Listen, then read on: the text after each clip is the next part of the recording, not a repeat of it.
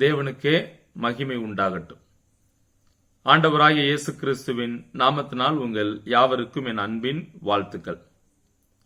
Introduction to the new testament, புதிய ஏற்பாட்டின் அறிமுகம். இந்த பாடத்தை நாம் தொடர்ச்சியாக இந்த அமர்விலும் நாம் கற்றுக்கொள்ள இருக்கிறோம்.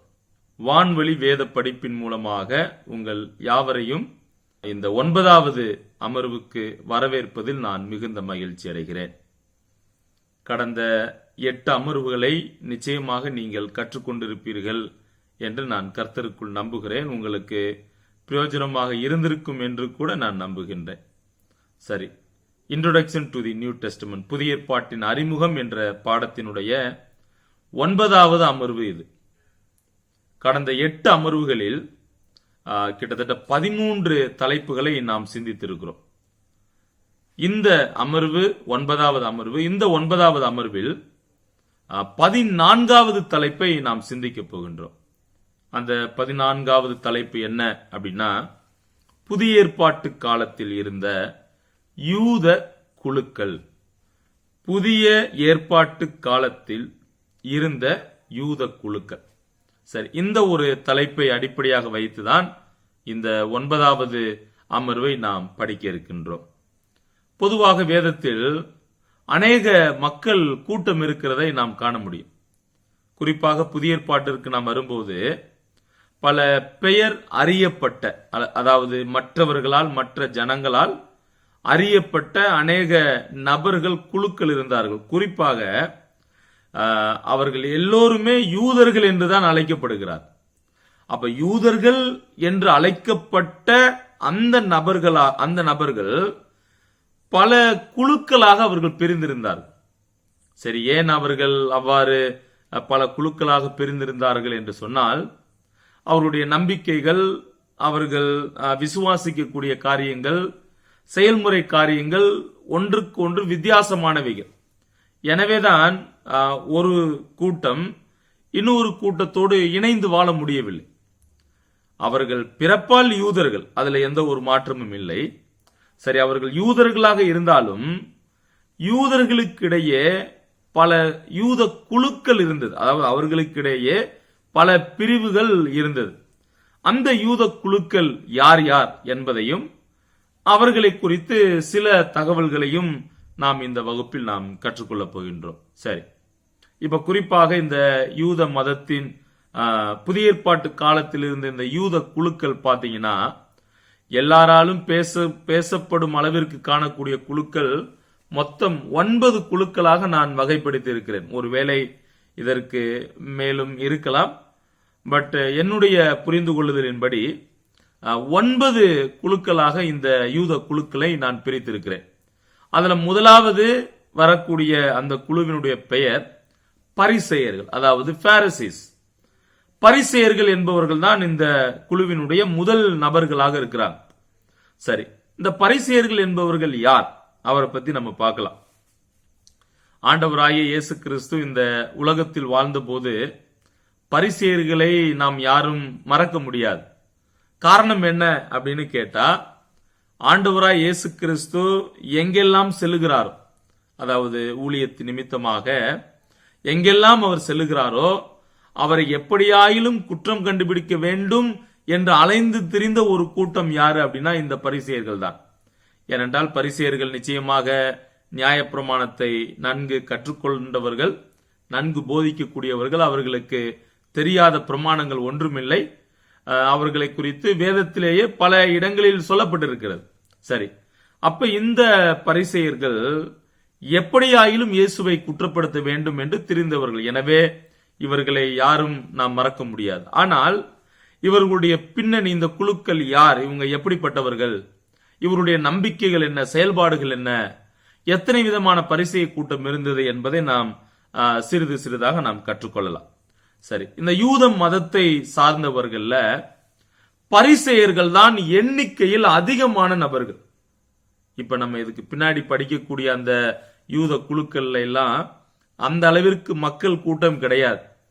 ஆனால் இந்த பரிசேயர்கள் மட்டுமே, யூத மதத்தை சார்ந்த அந்த பரிசேயர்கள்ல இவர்கள் தான் எண்ணிக்கையில் அதிகமான நபர்களாக இருக்கிறாங்க.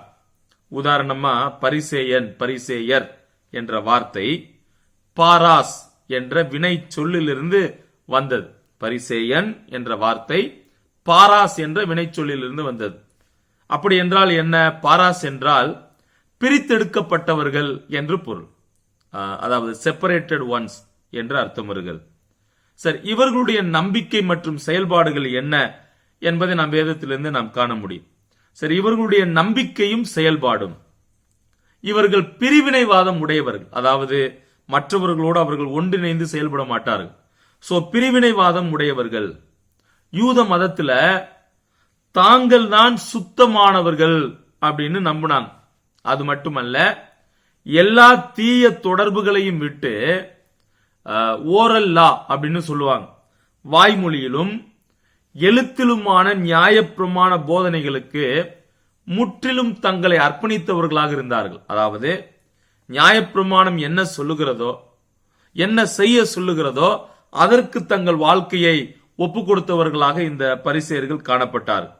அது மட்டுமல்ல, இவர்களுடைய இறையியல் முழு பழைய ஏற்பாட்டையும் சார்ந்தது, அல்லது முழு பழைய ஏற்பாட்டை அடிப்படையாக கொண்டு இவர்கள் இறையியலை அவர்கள் பாதுகாத்து வந்தார்கள் அல்லது நடைமுறைப்படுத்தினார். அது மட்டுமல்ல, இவர்கள் யார் அப்படின்னா, இந்த பரிசேயர்கள் யூத பாரம்பரியங்களுக்கு முக்கியத்துவம் கொடுத்தார்கள். பாரம்பரியங்களுக்கு முக்கியத்துவம் கொடுத்தார்கள். இயேசுவோடு அந்த ஒரு உரையாடல் நடக்கும் பொழுதெல்லாம் இதை குறித்து கூட அவர்கள் கேள்வி எழுப்புகிறதை நாம் காண முடியும். அது மட்டுமல்ல, இவர்களுடைய நம்பிக்கைகளையும் நாம் பார்க்கிறோம். அப்போஸ்தலர்ல நாம் பார்க்கிறோம். என்ன? தேவதூதர்கள், ஆவிகள், உயிர்த்தெழுதல் உண்டு என்றெல்லாம் அவர்கள் நம்பினார்கள். ஆத்துமா அழியா தன்மை பெற்றது, ஆத்துமா அழியாமை உள்ளதென்றும் சரீர உயிர்த்தெழுதல் உள்ளதென்றும் இவர்கள் நம்பினார்கள். அது மட்டுமல்ல, சடங்காச்சாரமா ஜெபிப்பாங்க. சோ சடங்காச்சார ஜெபம், உபவாசம், தசமபாகம் செலுத்துவது போன்றவைகளை அவர்கள் ஒழுங்காக கடைபிடித்தார்கள். நிச்சயமாக ஓய்வு நாளே அவர்கள் விடமாட்டாங்க. ஓய்வு நாளே அவர்கள் ஆசரித்தார்கள். ஓய்வு நாள்ல கதிர்களை சாப்பிடுறது, கதிர்களை கொய்தல், அப்புறம் சுகமளித்தல், இதெல்லாம் பாவம்னு நம்பினாங்க.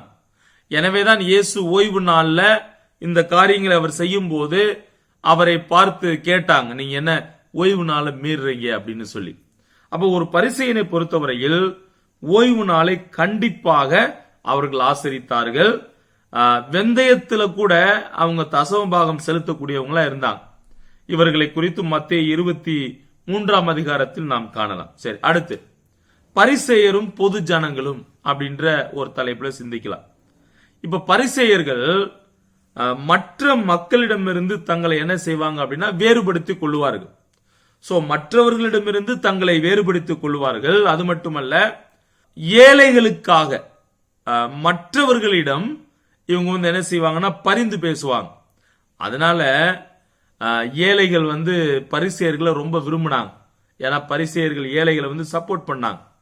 சரி, அடுத்து பரிசேயரும் இயேசுவும் அவங்களுக்குள்ள சில காரியங்கள் நம்ம பார்த்தோமானால், இயேசு கிறிஸ்து பல நேரங்கள்ல இந்த பரிசேயர்களுடைய மாய்மால தன்மைக்காக அவர்களை கடிந்து கொள்ளுகிறதை நாம் பார்க்கிறோம். அவர்கள் பக்திமான்கள் போல நடித்து உண்மையிலேயே நியாயப்பிரமாணத்தை அவர்கள் கடைபிடித்தார்களா என்றால் இல்லை. தாங்கள் தான் பக்திமான்கள், தாங்கள் தான் நீதிமான்கள் என்று அவர்கள் என்ன செய்தார்கள்? தங்களை தாங்களே நடித்தவர்களாக இருந்தார்கள். ஆனால் உண்மையிலேயே நியாயப்பிரமாணத்தை அவமாக்கினார்கள். அடுத்து இவர்களை குறித்து நான் பார்க்கும்போது, ஆண்டவராய் இயேசு கிறிஸ்து இந்த பரிசேயர்களை பார்த்து பல அழைப்புகளை கொடுக்கிறதை நான் பார்க்கிறோம்.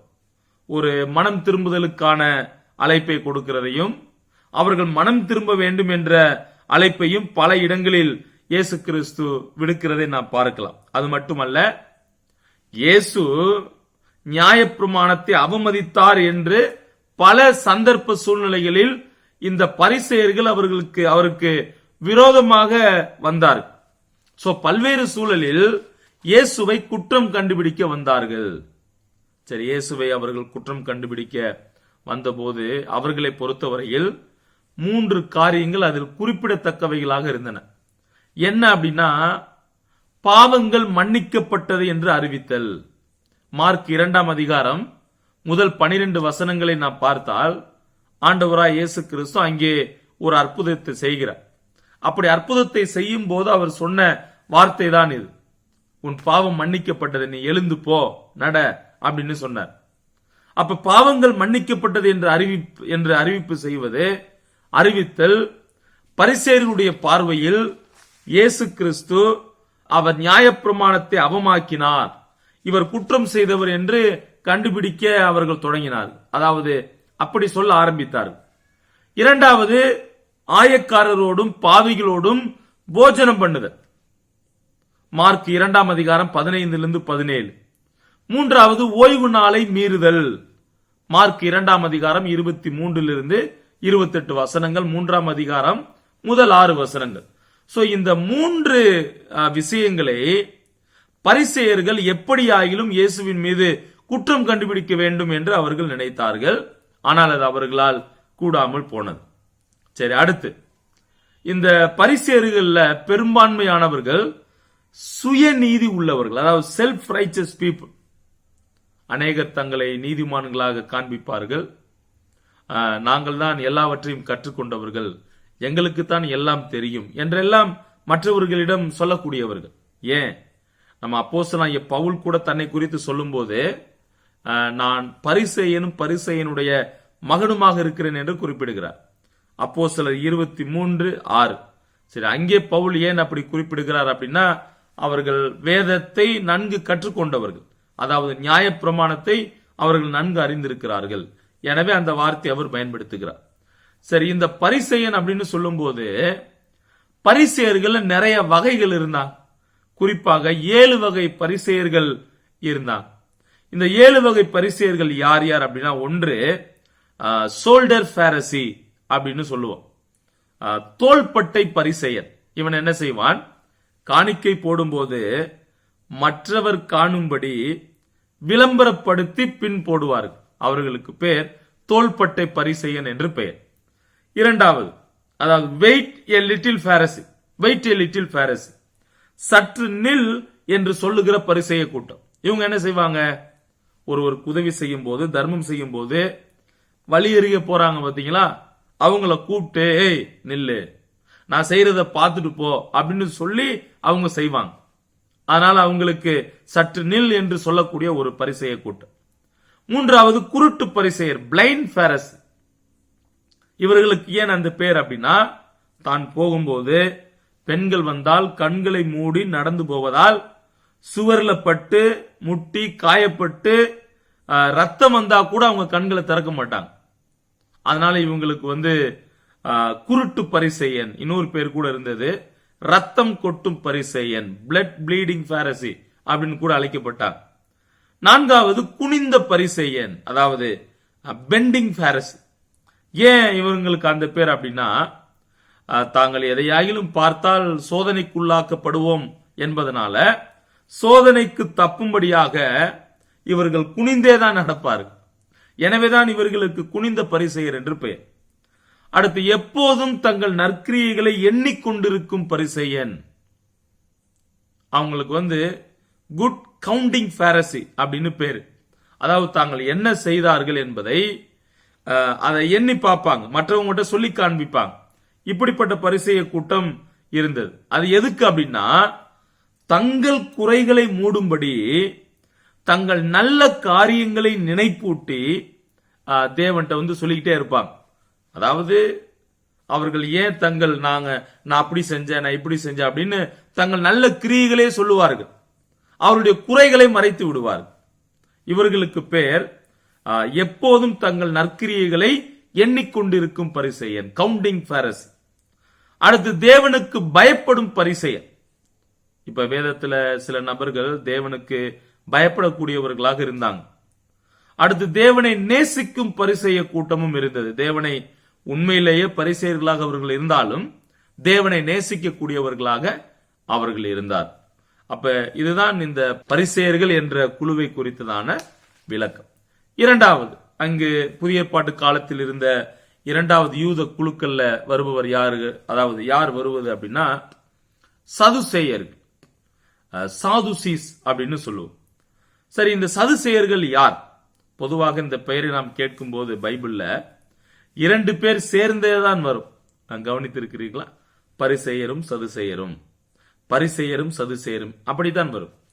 ஆனால் இவங்க 2 பேருமே பல நிலைகள்ல வித்தியாசப்படுறாங்க. சரி, இப்ப சதுசேயர்கள் யார்?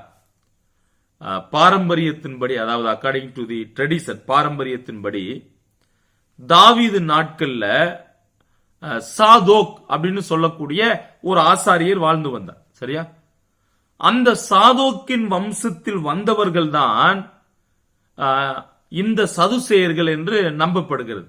சோ எக்ஸாக்டா தெரியல. ஆனால் சாலமோன் நாட்கள்ல, தாவீது நாட்கள்ல ஆசாரியரா இருந்த சாதோக் என்பவருடைய பரம்பரையில் இருந்து வந்தவர்கள் என்று நம்புறாங்க. சோ இவர்கள் தான் ஆசாரிய பரம்பரையினர். 2 நாளாகமம் 31 அதிகாரம் 19 வசனத்திலும் எசேக்கியேல் 40-46 வசனத்திலும் நாம் காணலாம். சரி, அடுத்து எண்ணிக்கையில பாத்தீங்கன்னா இவங்க பரிசேயர்களை விட குறைவானவர்கள். அவர்களை பற்றி நான் சொல்லும்போது சொல்லியிருந்தேன், எண்ணிக்கையிலே அதிகமானவர்கள் யார் அப்படின்னா பரிசேயர்கள். ஆனால் இவர்கள் எண்ணிக்கையில் குறைவானவர்கள். ஆனால் இவங்கிட்ட அரசியல் செல்வாக்கு இருந்தது, அரசியல் பலம், அரசியல் அதிக செல்வாக்கு இருந்தது. அது மட்டுமல்ல, இவங்க நல்ல முற்போக்கு சிந்தனையாளர்கள். அப்புறம் தங்கள் சமயத்துக்குரியவைகள்ல ரொம்ப தங்களை புதுப்பித்துக் கொண்டாங்க, ஃபேமஸ் ஆனாங்க. கிரேக்க கலாச்சாரத்தை அவங்க பின்பற்றினாங்க. கிரேக்க கலாச்சாரத்தை நீங்க பாத்தீங்க அப்படின்னா அதிகமா அவங்க பின்பற்ற ஆரம்பிச்சாங்க. பரிசேயர்களுக்கு எதிரானவங்க. இப்ப பரிசேயர் பாத்தீங்கன்னா பாரம்பரியங்களுக்கு அதிக முக்கியத்துவம் கொடுத்தார்கள், மோசேயின் நியாயப்பிரமாணத்திற்கு முக்கியத்துவம் கொடுத்தார்கள். ஆனால் இவர்கள் அந்த பாரம்பரியத்திற்கோ மோசேயின் நியாயப்பிரமாணத்திற்கோ அந்த அளவுக்கு முக்கியத்துவம் கொடுக்காமல் அரசியல் மற்றும் கிரேக்க அந்த மொழி, அந்த கிரேக்க கலாச்சாரத்திற்கு அதிகமாக அவர்கள் முக்கியத்துவம் கொடுத்தார்கள். ஏனென்றால் ஆட்சியை தக்க வைத்துக் கொள்ள வேண்டும் என்பதற்காக. அப்போஸ்தலர் 23 அதிகாரம் 8 வசனத்தில் இருக்கு பரிசேயர்கள் மற்றும் சதுசேயருடைய நம்பிக்கை என்ன என்று சொல்லி. ஏற்கனவே பரிசேயருடைய நம்பிக்கையை நான் பார்த்தோம். இப்ப சதுசேயர்கள் என்ன செய்வாங்க அப்படின்னா, இயற்கைக்கு மேற்பட்ட சக்திகளை நம்பாதவர்கள்.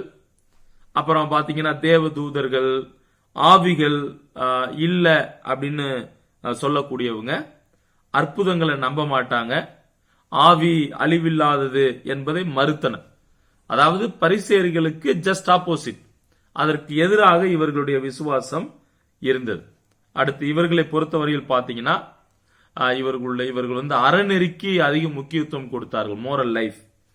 அரசியல் சூழ்நிலைக்கு ஏற்ப தங்களை மாற்றிக் கொள்வார்கள், எப்படியாகிலும் அரசியல்ல செல்வாக்கடைய வேண்டும் என்று சொல்லி அரசியலில் அதிக ஆர்வம் காட்டினார்.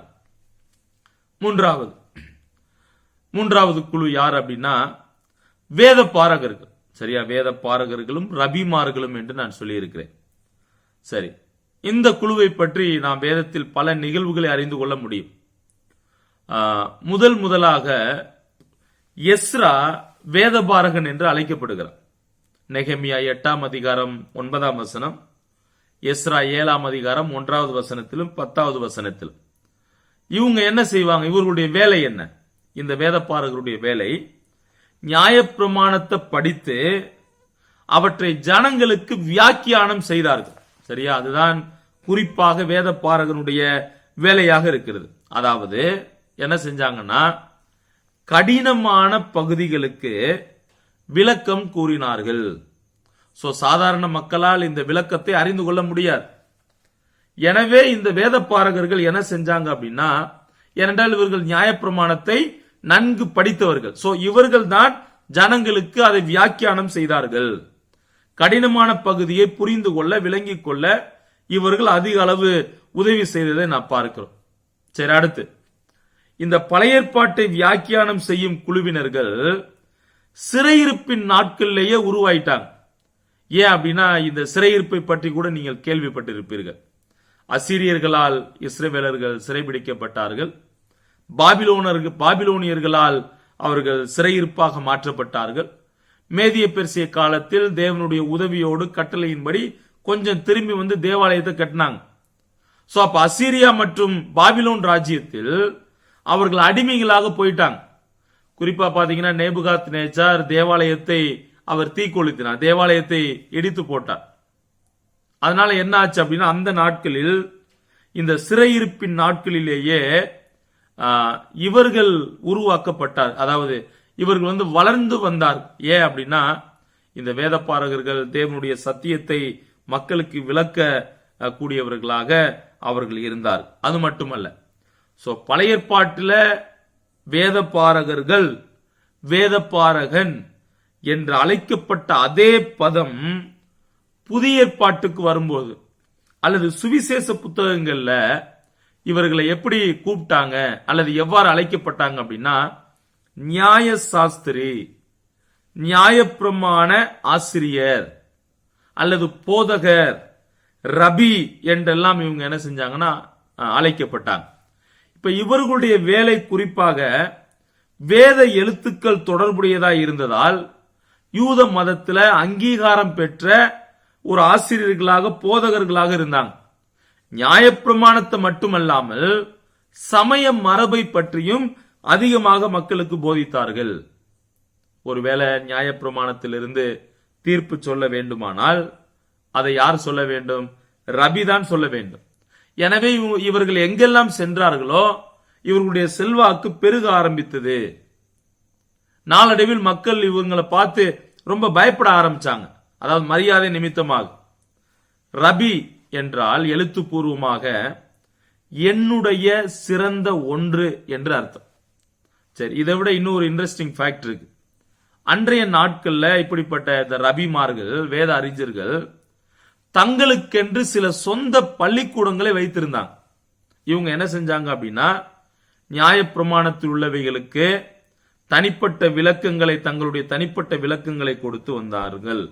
அது மட்டுமல்ல, மற்றவர்கள் நாடெங்கும் சுற்றி வந்தார்கள். ஜெப ஆலயங்கள்ல ஜெப வாக்கியங்களை ஆராயப்படும் போது இவர்கள் தான் தலைமை வகித்தார்கள். அது மட்டுமல்ல, ஹில்லால் மற்றும் ஷமாய் என்ற இரண்டு மிகப்பெரிய பள்ளிக்கூடங்கள் அன்றைய நாட்களில் இருந்தன. ஹில்லால் மற்றும் ஷமாய். சரி, இந்த ரெண்டு ரபிமார்கள் ஸ்கூல் வச்சிருந்தாங்க. அவங்க ஜனங்களை கூப்பிட்டு மாணவர்களை அழைத்து போதித்து வந்தாங்க. ஆனால் இவர்களுடைய அந்த மொழி, அதாவது இவர்களுடைய வியாக்கியானத்துல கொஞ்சம் வித்தியாசம் இருந்தது. எப்படி அப்படின்னா, இந்த ஹில்லால் மற்றும் சமாய் இதுல ஒரு பிரிவினர் பார்த்தீங்கன்னா, இந்த ஹில்லால் அல்லது ஹில்லேல் என்பவர்கள் மிதமான வியாக்கியானத்தை கொடுத்தாங்க, அதாவது நார்மல் இன்டர்பிரேஷன். ஆனால் சமாய் பார்த்தீங்கன்னா ரொம்ப ரிஜிட்டா, அதாவது கட்டுப்பாட்டோடு வியாக்கியானத்தை கொடுத்தார். இதுதான் இந்த ரெண்டுக்குள்ள வித்தியாசமாக இருக்கிறது.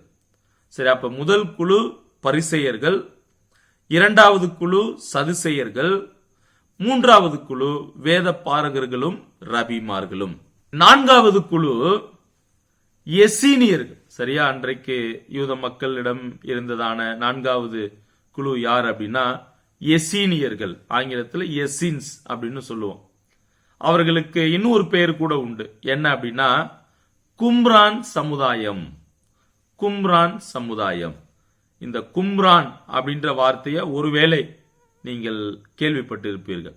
சரியா, இந்த குழு எப்படிப்பட்டவர்கள், இவர்களுடைய வேலை என்ன, இவங்க யாரு அப்படின்னு பார்க்கலாம். சரி, இந்த எசீனியர்கள் கும்ரான் சமுதாயம் என்று அழைக்கப்பட்டவர்கள் கிமு, அதாவது கிறிஸ்து பிறப்பதற்கு முன் கிமு 100க்கும் கிபி 100க்கும் இடைப்பட்ட காலத்தில் வாழ்ந்தவர்கள். சரியா, அடுத்து இந்த கும்ரான் ஸ்க்ரோல் அப்படின்னு சொல்லுவோம். அதாவது சவக்கடல் சுருள்கள் என்ற வார்த்தையை நீங்க கேள்விப்பட்டிருப்பீங்க. அதை கண்டுபிடித்தவர்கள் இவர்கள். சரி, இவர்கள் என்ன செஞ்சாங்க அப்படின்னா சவக்கடல் சுருளை எழுதியவர்கள். கிபி 1947 இந்த சுருள்கள் சவக்கடல் அருகேயுள்ள குகைகளுக்குள் இருந்து கண்டுபிடிக்கப்பட்டது அது மட்டுமல்ல, பயபக்தியோடு வாழ்ந்த ஹாடிசம் HADISAM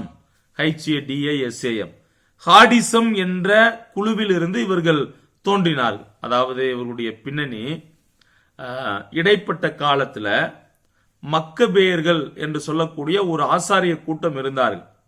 அந்த மக்கபேயர்கள் என்பவர்கள் யூத மதத்தினுடைய விடுதலைக்காக குரல் கொடுத்தவர்கள். யாரா அப்படின்னா, ஒரு கிரேக்க ராஜ்யத்துல, அந்த பிரிந்த ராஜ்யத்துல ஒரு மன்னன் இருந்தான். அவன் யூதர்களுக்கு எதிராக செயல்பட்டான். எனவே அவனை எதிர்க்கும்படியாக யூதாஸ் மக்கபேயு என்று சொல்லக்கூடிய ஒரு ஆசாரியனுடைய தலைமையில இந்த ஒரு பெரிய குழு அமைக்கப்பட்டு அதை மக்கபேயர்கள் புரட்சி என்று அழைத்தார்கள்.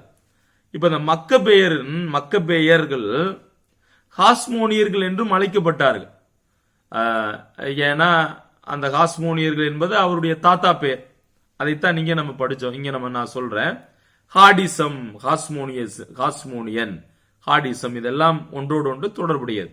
அப்ப இவங்க ஒரு பயபக்தியோடு வாழ்ந்த ஹாடிசம் என்ற குழுவிலிருந்து தோன்றினவங்க. நான் சொன்னேன், அந்த ஒரு சம்பவத்தை சொன்னேன். அதுல முக்கியமான நபர் யார் அப்படின்னா அந்தியோகஸ் எபிஃபானஸ்.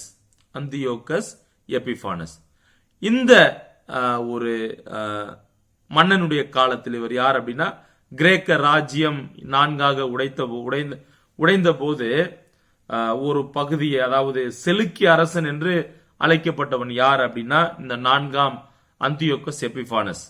இவன் யூதர்களுக்கு அநேக காரியங்களில் எதிராக செயல்பட்டான். தேவாலயத்தை அவன் தீட்டுப்படுத்தினான். அப்புறம் அசுத்தம் இல்லாத மிருகங்களை தேவாலயத்தில் பலியிட்டான். இதனால் யூதர்கள் மனம் புண்பட்டது. எப்படியாயிலும் இவனை எதிர்க்க வேண்டும் என்றெல்லாம் மிகப்பெரிய போராட்டத்தை எல்லாம் அவர்கள் செய்தார்கள். சரி, அது இருக்கட்டும். அப்ப அந்தியோகஸ் எபிஃபானஸ் காலத்துல, அவனுடைய ஆட்சி காலத்தில் ஆளுகை செய்யும் போது இவர்கள் அதிகமாக துன்புறுத்தப்பட்டார்கள். ஏன் அப்படின்னா, இவர்கள் பயபக்தியோடு வாழ்ந்தவர்கள். சோ இந்த கிரேக்க ஆட்சியிலிருந்து வந்தவர்கள், அவர்கள் கிரேக்க மொழி, கலாச்சாரம், நாகரிகத்தை வற்புறுத்தினார்கள். ஆனால் இவர்களால் அதை ஏற்றுக்கொள்ள முடியவில்லை. எனவே இந்த அந்தியோகஸ் எபிஃபானஸ் நாட்கள்ல யூதர்கள், அந்த குழு அதிகமாய் துன்புறுத்தப்பட்டார்கள். இப்ப மக்கபேயர்கள் நான் சொன்ன கலகம் செய்தார்கள். சோ மக்கபேயர்களுடைய கலகமும் அவர்கள் எடுத்த வெற்றியும் இவர்களுக்கு மத காரியங்களை உதவி செய்தது. அதாவது அந்த மத காரியங்களை கொஞ்சம் சுதந்திரம் என்ன செஞ்சுச்சுன்னா இவங்களுக்கு கிடைச்சது. அடுத்து பாத்தீங்க அப்படின்னா, இந்த மக்கபேயர்கள் அரசியல் விடுதலையில அதிக முக்கியத்துவம் காட்டிட்டாங்க. மதத்து அளவில் அவங்க காட்டாதனால இவங்க என்ன செஞ்சாங்கன்னா, தங்களை தாங்களே அந்த பகுதியிலிருந்து விடுவித்துக் கொண்டு யூதேயாவின் வனாந்தர பகுதியான சவக்கடல் அருகேயுள்ள குகைகளுக்கு அவர்கள் இடம்பெயர்ந்தார்கள். இவர்கள் எருசலேமும் ஆலயமும் ஏசாயா 40:3 முற்றிலும் விசுவாச துரோகத்திற்குள்ளாக இருந்தது என்றும் அவர்கள் நம்பினார்கள். சரி, அடுத்து இவருடைய கேரக்டர் நம்ம பார்த்தோம் அப்படின்னா, இவர்கள் தாங்கள் தான் வெளிச்சத்தின் பிள்ளைகள், மற்றவர்கள் எல்லாம் இருளின் பிள்ளைகள் என்று சொல்லுவாங்க. இப்ப புதிய ஏற்பாட்டு காலத்தில் இயேசு கிறிஸ்துவுக்கு முன்னோடியாக இருந்த யோவான் ஸ்நானகன் கூட இந்த எசீனியராக அல்லது இந்த கும்ரான் சமுதாயத்தை சார்ந்தவராக இருந்திருக்கலாம் என்று பலர் கருதுறாங்க. அவருக்கு இவர்களோடு அதிக தொடர்புடையதாக சொல்லப்படுகிறது. அது மட்டுமல்ல, இவர்களுடைய தாக்கம், இவங்க என்னெல்லாம் நம்பினாங்களோ செயல்முறைப்படுத்தினாங்களோ அதெல்லாம் யோவான் ஸ்நானகனுக்குள்ளாக இருந்தது. எனவேதான் இவரை எசீனியர்கள் என்று சொல்லி அழைக்கிறார்கள். சரி, அடுத்து இவர்கள் பாத்தீங்கன்னா இல்லற வாழ்க்கையை துறந்து வாழ்ந்த சகோதர கூட்டம். அதாவது அவங்க திருமணம் முடிக்க மாட்டாங்க, சரியா, திருமணம் செய்ய மாட்டாங்க. அனைத்து சொத்துக்களையும் அவங்க பொதுவா வச்சு அனுபவிச்சாங்க. அதனால இவங்கிட்ட இவர்கள் நடுவே ஏற்றம் இறக்கம் கிடையாது. பணக்காரன் ஏழை என்ற வித்தியாசம் இல்லை. தங்கள் சொந்த கையினாலே அவங்க வேலை செஞ்சாங்க. அப்படி வேலை செஞ்சு அவங்க சாப்பிட்டாங்க. தங்களுடைய சுய தேவைகளை வேலை நிமித்தமாகவே அவர்கள் பூர்த்தி செய்து கொண்டார்கள். சாதாரணமான உணவைத்தான் சாப்பிட்டார்கள். சாதாரண உணவை அவர்கள் புசித்தார்கள். அப்புறம் பாத்தீங்கன்னா குளித்த பின் தான் அவர்கள் சாப்பிடுவார்கள். வேலை செய்யாத நேரத்துல வெண்ணங்கி அவங்க என்ன செய்வாங்கன்னா தரித்திருப்பாங்க. அதிகமா கோபப்பட மாட்டாங்க அவங்க. அடுத்து சுபாவத்துல அவங்க அமைதியா இருக்கக்கூடியவங்க, ஒதுங்கி வாழ்றவங்க, மற்றவர்களோடு பிரச்சனைகளுக்கு அவர்கள் செல்ல மாட்டார்கள். சோ ஓய்வு நாள் ஆசரிச்சாங்க, அவங்களுக்குன்னு அவங்களுடைய சரீரம், இடம், துணிகள் இவைகள் எல்லாம் சுத்தமாக வைத்திருந்தார். சரியா? இதுதான் இந்த 4வது குழுவான எசீனிய குழு, எசீனியர்கள் அல்லது கும்ரான் சமுதாயம். 5வது யூத குழு யார் அப்படின்னா செலோத்தே. அது ஆங்கிலத்தில் ஜீலட் அப்படின்னு சொல்லுவோம். செலோத்தே. சரி, நான் முன்னாடி நான் சொன்னேன், பரிசேயர்கள் எண்ணிக்கை ஜாஸ்தி, அதிகம். சதுசேயர்கள் கொஞ்சம் குறைவானவர்கள் தான். அதுபோல வேத பாரகர்களும் குறைவானவர்கள் தான். 4வது நான் படித்தும் இந்த கும்ரான் சமுதாயம், எசீனியர்கள், இவர்களிலும் குறைவானவர்கள் தான். இந்த செலோத்தே என்பவர்களும் கூட அதிகமாக மற்றவர்களால் தூண்டிவிடப்பட்டு அநேக கூட்டத்தை சேகரிக்க ஆரம்பிச்சாங்க. சரியா?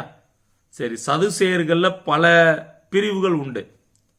இவர்களுக்கிடையே பெரும் பகை உண்டானது.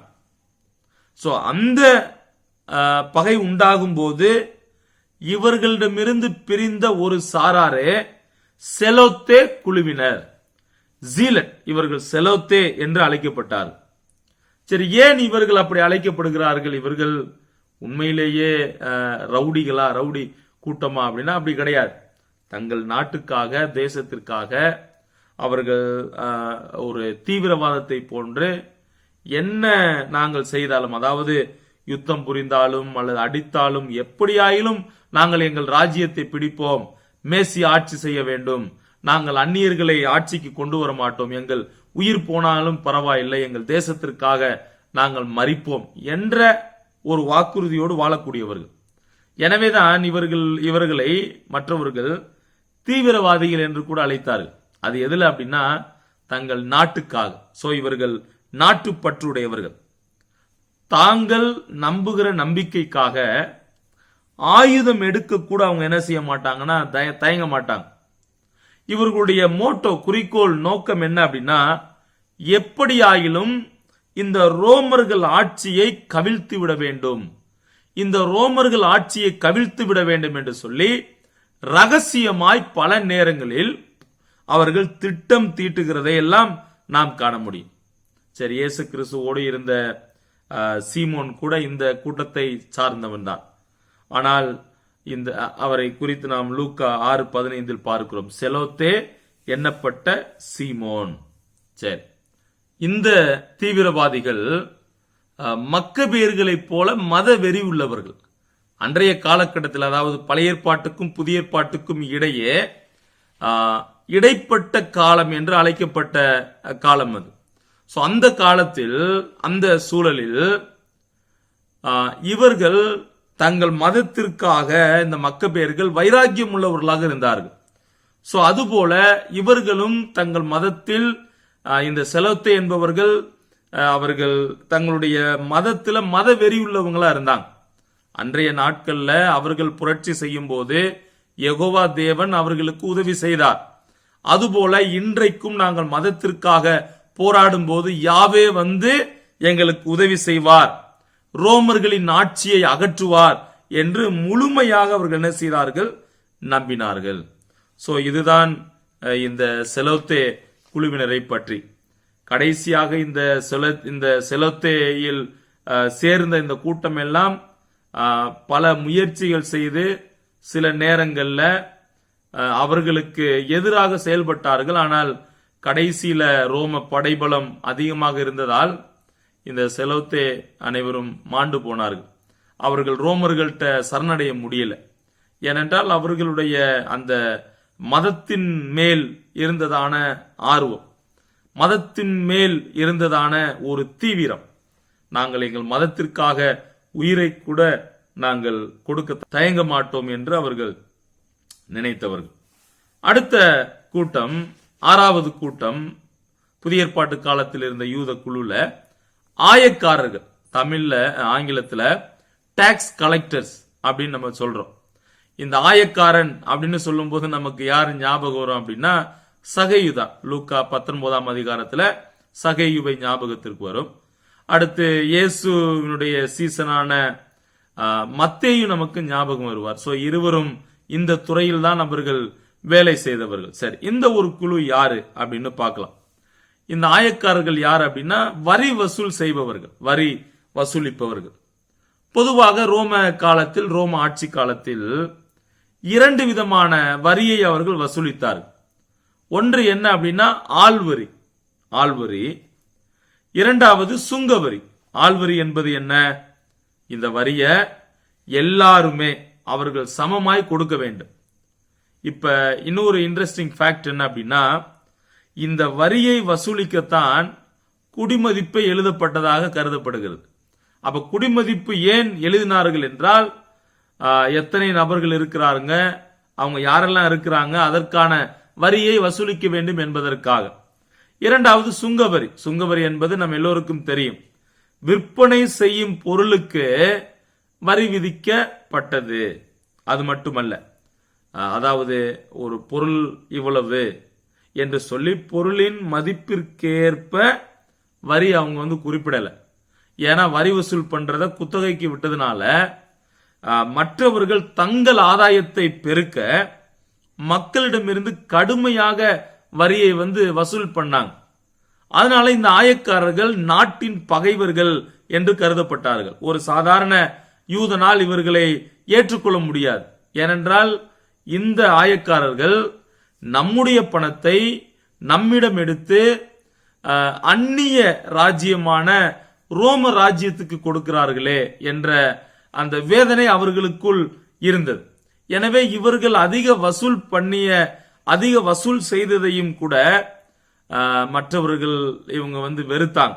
அது மட்டுமல்ல, இவர்கள் நாட்டினுடைய பகைவர்கள் என்று கருதப்பட்டாங்க. ஏன் அப்படின்னா ஜனங்களிடம் அவர்கள் பணம் வரி வசூல் செய்ததால். அது மட்டுமல்ல, இதுல இந்த வேலையை பார்த்தவங்க எல்லாருமே பெரிய பணக்காரர்களாக இருந்தார். அடுத்த குழு, 7வது குழு, பாவிகள் என்று அழைக்கப்பட்ட குழு.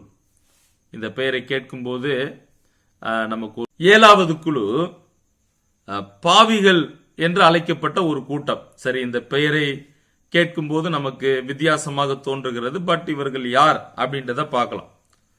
பரிசேயருடைய பாஷையில பாவிகள் என்பது பாமர மக்கள், அதாவது பாமர மக்கள், நடுத்தர மக்கள் என்கின்ற கூட்டத்தார்.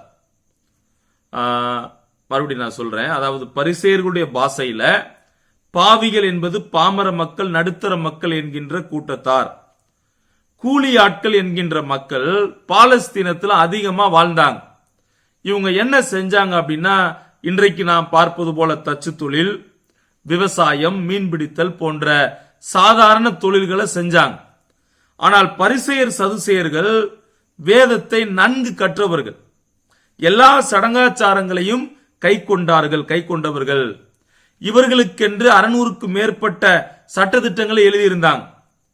ஆனா வேத பிரமாணத்தின் சட்டதிட்டங்களை எல்லாம் இந்த பாமர மக்களால், ஏழை ஜனங்களால், நடுத்தர மக்களால் அவர்கள் பின்பற்ற முடியாது.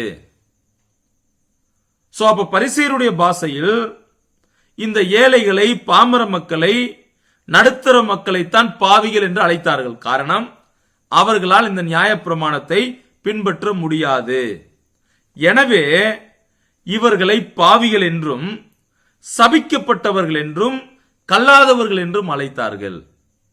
அடுத்து 8வது குழு ஏரோதியர்கள். இந்த ஏரோதியர்களை பொறுத்தவரையில் இவர்கள் ஒரு மத பிரிவினர் அல்ல, ஆனால் இவர்கள் அரசியல் கட்சியினர். பாருங்க, ரோமர்களுடைய ஆட்சி பாலஸ்தீனத்தில் நிலவ வேண்டும் என்று சொல்லி அவர்கள் நினைத்தார்கள்.